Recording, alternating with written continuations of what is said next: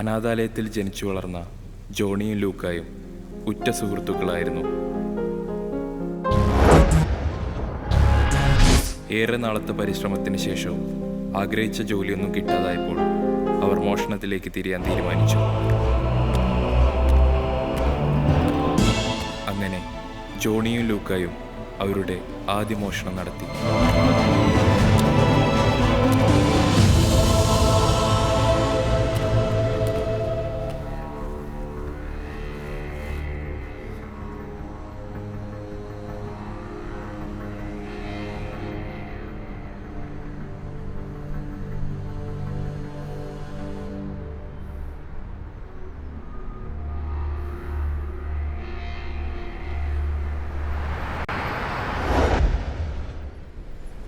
Johnny, എണീക്കടാ, നമുക്ക് bag തുറന്നു നോക്കണ്ടേ?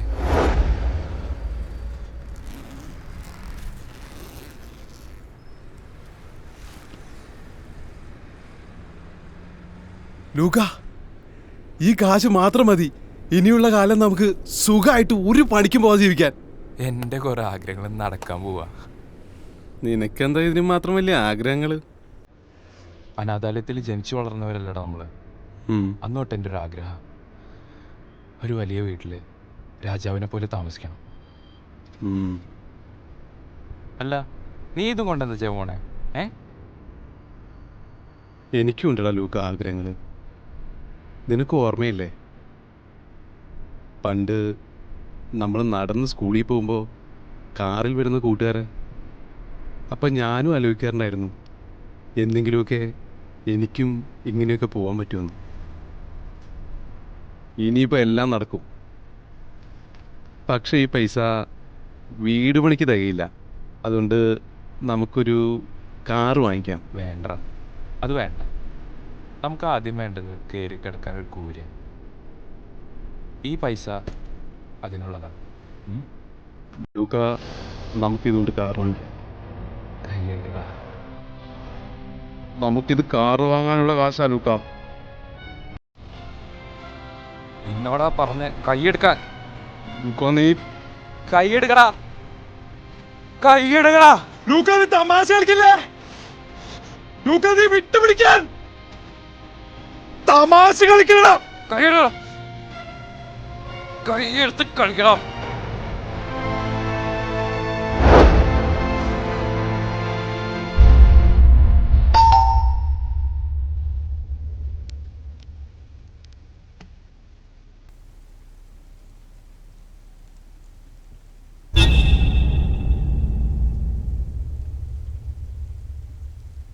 എഴുത്തൊക്കെ എവിടം വരെ? താൻ പേടിക്കണ്ടോ, നടക്കുന്നുണ്ട്. അല്ല, പേടിക്കണം. അടുത്ത ആഴ്ച ലക്കം പുറത്തിറങ്ങണം. താൻ മുതലാളിയോട് പറ, 2 ദിവസം മുമ്പ് കഥ അവിടെ എത്തിയിരിക്കും. അറിയാം സാർ, നമ്മളെന്ത് ചെയ്യാനാ? മുതലാളി പറഞ്ഞാൽ വന്ന് നോക്കിയില്ലേ പറ്റൂ. ആ എഴുത്തുകാരനിപ്പോൾ വരും. അയാൾ വീണ്ടും എഴുതി തുടങ്ങിയാൽ പിന്നെ നമ്മൾ പരസ്പരം കൊല്ലേണ്ടി വരും. അയാൾ എന്തിനാ നമ്മളെ കൊല്ലിക്കുന്നേ? നമുക്ക് ഈ പൈസ വീതിച്ചെടുത്താൽ മതിയല്ലോ. ശരിയാ, പക്ഷേ നമ്മൾ പരസ്പരം കൊന്നാലല്ലേ വായിക്കുന്നവർക്കൊരു രസമൊക്കെ ഉണ്ടാവത്തുള്ളൂ. അനാഥാലയത്തിൽ ജനിച്ചു വളർന്ന ജോണിയും ലൂക്കായും എന്ന് ഒറ്റ വരിയിൽ അയാൾ എഴുതി. പക്ഷേ ജീവിതം മുഴുവൻ ജീവിച്ചത് നമ്മളാ. എന്തായാലും ഇനിയുള്ള നമ്മുടെ വിധി അയാളുടെ വാക്കുകളാണ്.